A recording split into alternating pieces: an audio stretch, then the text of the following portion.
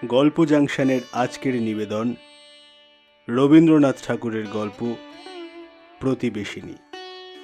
গল্প পাঠে ও অভিনয় সম্রাট মজুমদার। শুরু হচ্ছে আজকের গল্প রবীন্দ্রনাথ ঠাকুরের প্রতিবেশিনী।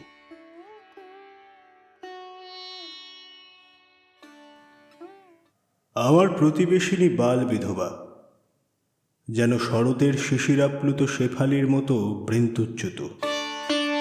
কোনো বাসর গৃহের ফুলশয্যার জন্য সে নহে, সে কেবল দেব পূজার জন্যই উৎসর্গ করা। তাহাকে আমি মনে মনে পূজা করিতাম। তাহার প্রতি আমার মনের ভাবটা যে কি ছিল, পূজা ছাড়া তাহা অন্য কোনো সহজ ভাষায় প্রকাশ করিতে ইচ্ছা করি না। পরের কাছে তো নয়ই, নিজের কাছেও না। আমার অন্তরঙ্গ প্রিয় বন্ধু নবীন মাধব, সেও কিছু জানিত না। এই রূপে এই যে আমার গভীরতম আবেগটিকে গোপন করিয়া নির্মল করিয়া রাখিয়াছিলাম, ইহাতে আমি কিছু গর্ব অনুভব করিতাম। কিন্তু মনের বেগ পার্বতী নদীর মতো নিজের জন্মশিখরে আবদ্ধ হইয়া থাকিতে চাহে না। কোনো একটা উপায় বাহির হইবার চেষ্টা করে। অকৃতকার্য হইলে বক্ষের মধ্যে বেদনার সৃষ্টি করিতে থাকে। তাই ভাবিতেছিলাম কবিতায় ভাব প্রকাশ করিব, কিন্তু কুণ্ঠিতা লেখনী কিছুতেই অগ্রসর হইতে চাহিল না। পরমাশ্চর্যের বিষয় এই যে ঠিক এই সময়েই আমার বন্ধু নবীন মাধবের অকস্মাৎ বিপুল বেগে কবিতা লিখিবার ঝোঁক আসিল, যেন হঠাৎ ভূমিকম্পের মতো। সে বেচারার এরূপ দৈব বিপত্তি পূর্বে কখনো হয় নাই, সুতরাং সে এই অভিনব আন্দোলনের জন্য লেশমাত্র প্রস্তুত ছিল না। তাহার হাতের কাছে ছন্দ মিল কিছুরই জোগাড় ছিল না। তবু সে দমিল না দেখিয়া আশ্চর্য হইয়া গেলাম। কবিতা যেন বৃদ্ধ বয়সের দ্বিতীয় পক্ষের স্ত্রীর মতো তাহাকে পাইয়া বসিল। নবীন মাধব ছন্দ মিল সম্বন্ধে সহায়তা ও সংশোধনের জন্য আমার শরণাপন্ন হইল।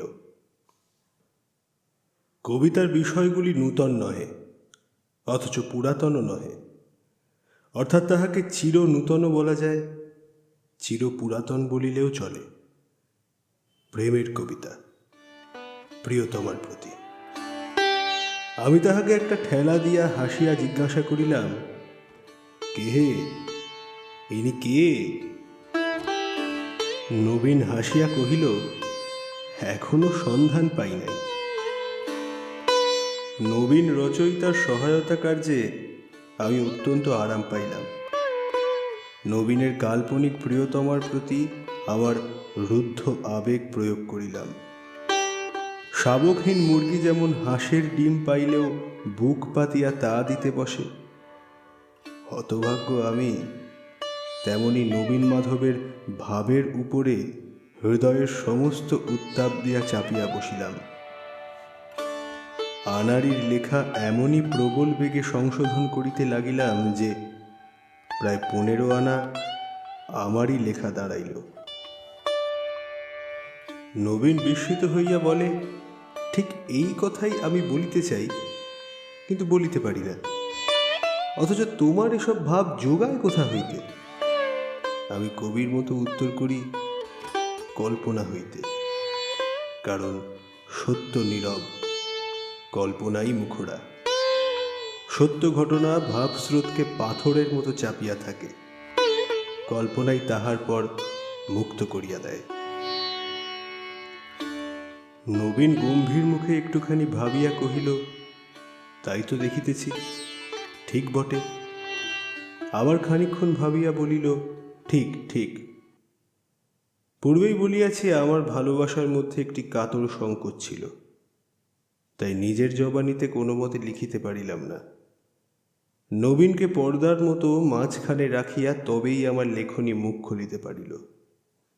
লেখাগুলো যেন রসে ভরিয়া উত্তাপে ফাটিয়া উঠিতে লাগিল। নবীন বলিল, এ তো তোমারই লেখা, তোমারই নামে বাহির করি। আমি কহিলাম, বিলক্ষণে তোমারই লেখা, আমি সামান্য একটু বদল করিয়াছি মাত্র। ক্রমে নবীনেরও সেই রূপ ধারণা জন্মিল।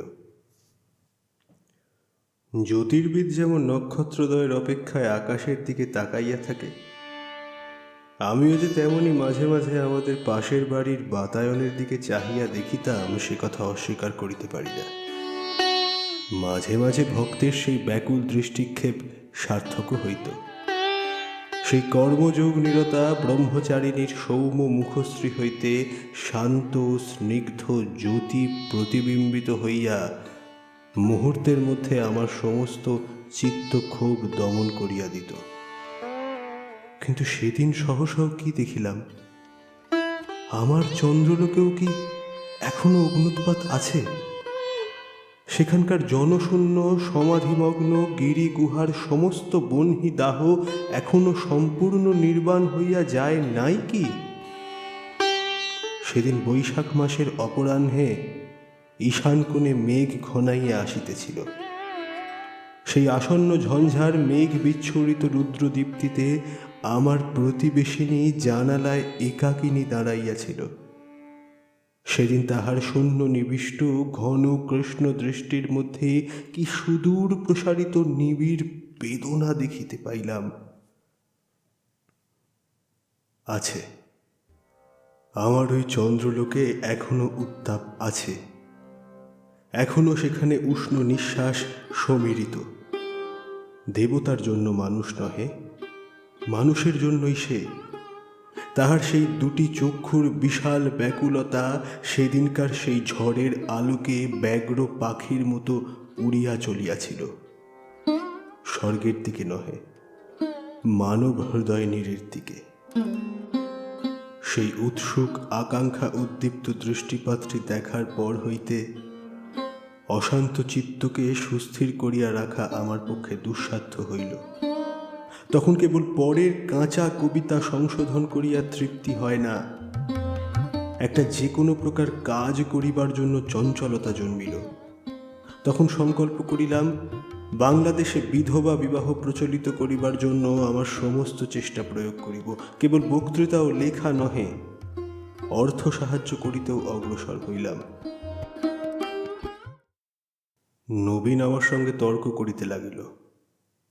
সে বলিল, চিরবৈধব্যের মধ্যে একটি পবিত্র শান্তি আছে। একাদশীর ক্ষীণ জ্যোৎস্নালোকিত সমাধিভূমির মতো একটি বিরাট রমণীয়তা আছে। বিবাহের সম্ভাবনা মাত্রই কি সেটা ভাঙিয়া যায় না? এসব কবিত্বের কথা শুনিলেই আমার রাগ হইত। দুর্ভিক্ষে যে লোক জীর্ণ হইয়া মরিতেছে, তাহার কাছে আহারপুষ্ট লোক যদি খাদ্যের স্থূলত্বের প্রতি ঘৃণা প্রকাশ করিয়া ফুলের গন্ধ এবং পাখির গান দিয়া মুমূর্ষুর পেট ভরাইতে চাহে, তাহা হইলে সে কেমন হয়?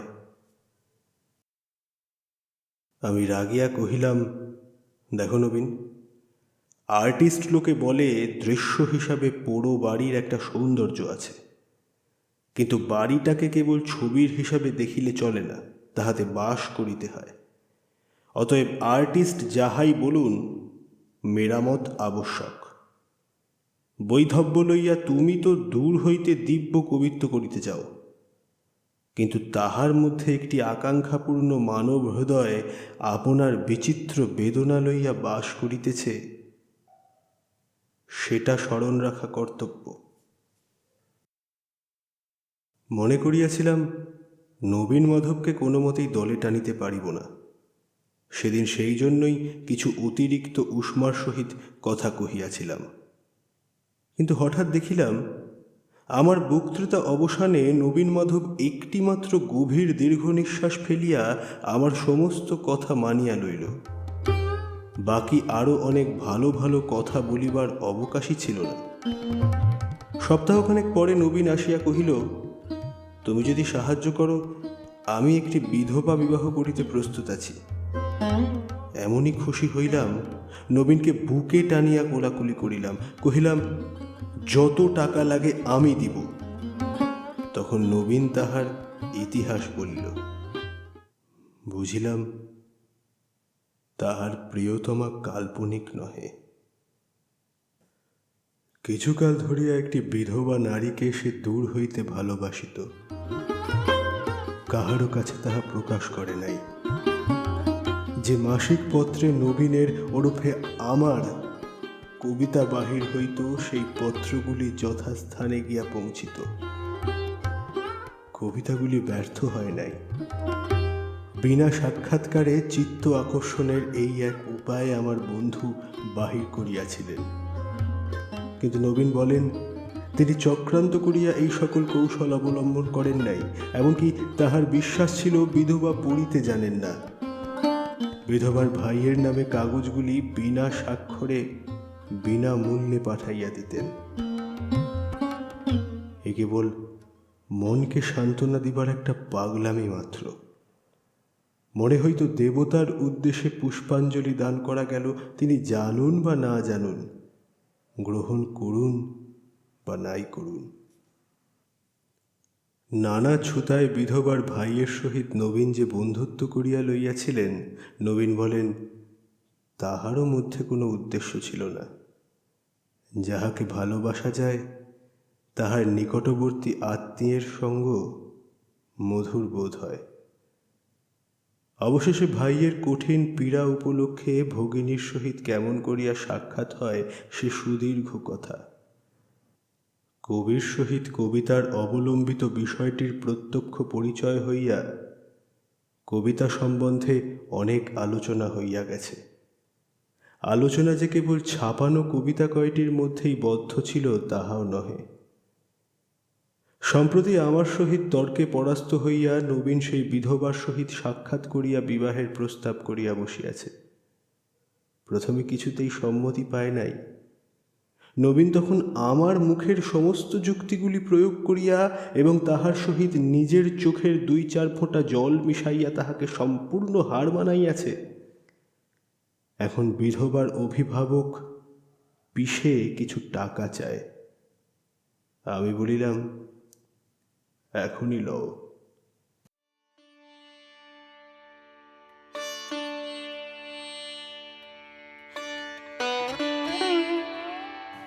নবীন বলিল, তাহা ছাড়া বিবাহের পর প্রথম মাস 5-6 বাবা নিশ্চয়ই আমার মাসোহারা বন্ধ করিয়া দিবেন। তখনকার মতো উভয়ের খরচ চালাইবার জোগাড় করিয়া দিতে হইবে। আমি কথাটি না কহিয়া চেক লিখিয়া দিলাম। বলিলাম, এখন তাহার নামটি বলো। আমার সঙ্গে যখন কোনো প্রতিযোগিতা নাই, তখন পরিচয় দিতে ভয় করিও না। তোমার গা ছুঁইয়া শপথ করিতেছি, আমি তাহার নামে কবিতা লিখিব না, এবং যদি লিখি তাহার ভাইকে না পাঠাইয়া তোমার কাছে পাঠাইয়া দিব। নবীন কহিল, আরে সেজন্য আমি ভয় করি না। বিধবা বিবাহের লজ্জায় তিনি অত্যন্ত কাতর, তাই তোমাদের কাছে তাহার সম্বন্ধে আলোচনা করিতে তিনি অনেক করিয়া নিষেধ করিয়া দিয়াছিলেন, কিন্তু এখন আর ঢাকিয়া রাখা মিথ্যা। তিনি তোমারই প্রতিবেশিনী, 19 নম্বরে থাকেন। হৃৎপিণ্ডটা যদি লোহার বয়লার হইত তো এক চমকে ধক করিয়া ফাটিয়া যাইত। জিজ্ঞাসা করিলাম, বিধবা বিবাহে তাহার অমত নাই? নবীন হাসিয়া কহিল, সম্প্রতি তো নাই। আমি কহিলাম, কেবল কেবল কবিতা পড়িয়াই তিনি মুগ্ধ। নবীন কহিল, কেন, আমার সেই কবিতাগুলো তো মন্দ হয় নাই।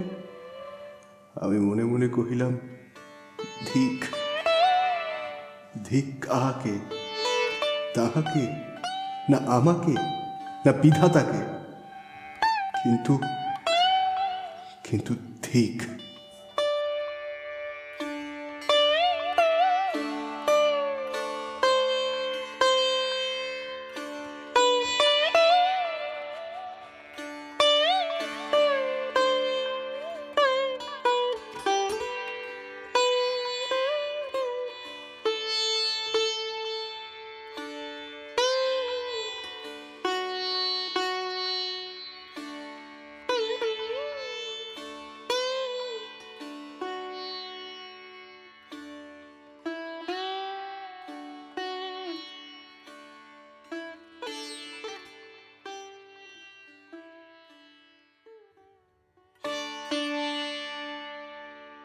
শুনলেন গল্প জাংশনের আজকের নিবেদন রবীন্দ্রনাথ ঠাকুরের প্রতিবেশিনী।